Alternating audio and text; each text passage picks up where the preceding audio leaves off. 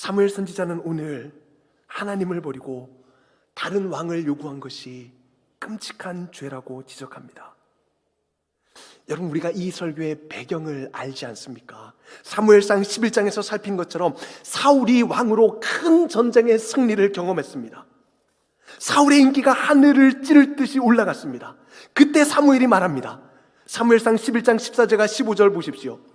사무엘이 백성에게 이르되 오라, 우리가 길갈로 가서 나라를 새롭게 하자. 모든 백성이 길갈로 가서 거기서 여호와 앞에서 사울을 왕으로 삼고 길갈에서 여호와 앞에 화목제를 드리고 사울과 이스라엘 모든 사람이 거기서 크게 기뻐하니라.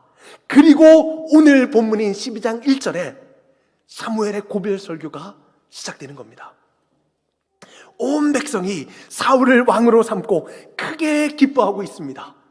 그런데 그 자리에서 사무엘이 찬물을 뒤엎는 것 같은 설교를 합니다.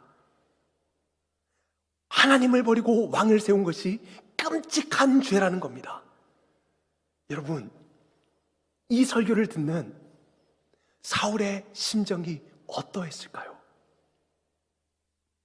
정식으로 이스라엘 왕으로 취임하는 취임식에서 이런 설교를 하면 어쩌자는 겁니까? 만약에 여러분이 저에게 결혼 주례를 부탁했는데 제가 고린도전서 7장 말씀으로 주례를 한다고 생각해 보십시오. 내 생각에는 이것이 좋으니 곧 임박한 환난으로 말미암아 사람이 그냥 지내는 것이 좋으니라. 그러나 장가가도 죄 짓는 것은 아니로되 이런 일들은 육신에 고난이 있으니 나는 너희를 아끼노라. 신랑 신부가 이 앞에서 이런 주례를 받으면 그 마음이 어떻겠습니까? 오늘 사울의 마음이 그렇지 않겠습니까? 이 설교를 듣는 사울의 마음이 너무 불편하지 않았겠습니까?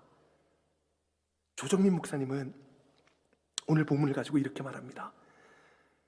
설교는 다 아는 이야기이다.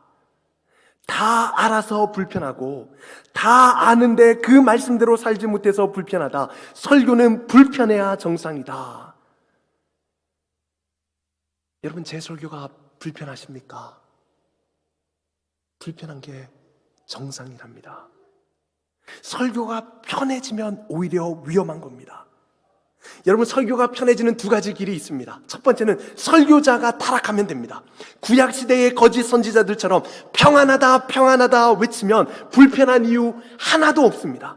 회개하고 말씀대로 살지 않아도 그저 예수 믿으면 잘되고 부자되고 성공하게 된다는 거짓 복음은 우리를 편하게 만듭니다. 그런데 거짓 선지자들이 판을 치던 시대에 예레미야는 회개하지 않으면 망한다. 하나님이 반드시 심판하신다. 우리가 지금 그 하나님의 심판의 끝자리에 있다라고 선포합니다. 그 메시지는 사람들을 불편하게 만들었습니다. 두 번째로, 설교가 편해지는 길은 청중의 타락입니다. 사도행전에서 베드로가 설교할 때의 반응을 보십시오. 사도행전 2장 37절 말씀입니다. 그들이 이 말을 듣고 마음에 찔려 베드로와 다른 사도들에게 물어 이르되 형제들아 우리가 어찌할꼬 하거늘. 마음에 찔림을 받습니다. 불편한 겁니다. 찔림을 받고 그들이 회개하며 돌이킵니다. 그런데 스데반의 설교를 들었던 자들의 반응을 떠올려 보십시오. 사도행전 7장 54절입니다. 그들이 이 말을 듣고 마음에 찔려. 아까 사도행전 2장의 말씀과 동일합니다. 근데 그 뒤를 보십시오. 그들이 이 말을 듣고 마음에 찔려 그를 향하여 이를 갈거늘. 그들도 설교에 마음에 찔림을 받습니다. 불편하다는 겁니다. 그런데 그 후의 반응이 완전히 다릅니다. 그들은 자신들의 마음을 불편하게 만든 설교에 회개하고 돌이키는 것이 아니라 이를 갑니다. 분노합니다. 그리고 분을 못 이겨 돌을 던져 스데반을 죽여버립니다. 여러분, 설교는 언제나 불편한 것입니다. 그런데 그 불편함에 대한 반응은 둘 중 하나입니다. 그 불편한 찔림 앞에 마음을 돌이켜 회개하고 하나님께 나아가든지, 아니면 그 불편한 찔림 앞에 분노하고 하나님 말씀을 완전히 무시하든지, 둘 중 하나입니다. 말씀을 정리합니다. 여러분, 이제 내 삶의 왕 자리를 하나님께 내어 드리십시다. 그거 원래 내 자리 아닙니다.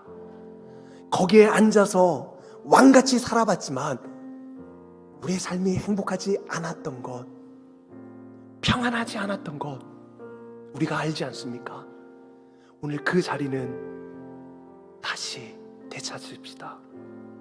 그리고 오늘 하나님 회피하지 말고 하나님을 대면하십시다. 삶의 주도권을 드리는 것에 여러분 두려워하지 마십시오. 하나님을 대면할 때 내 삶을 파멸시키는 우상의 문제들이 하나님과의 대면에서 풀립니다. 여러분, 이 문제는 우리가 오늘 풀어내셔야 됩니다.